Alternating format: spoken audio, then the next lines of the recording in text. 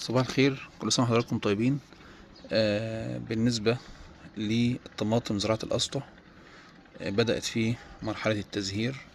هي ما بتكونش قوية زي اللي موجودة في الحقل المستديم أو زي اللي موجودة في الصوبة، حتى فيها صناعات أنفائيات. بس احنا طبعا اتفقنا ان احنا بنقلل مبيدات كيميائية على قد ما نقدر في زراعة الأسطح يعني.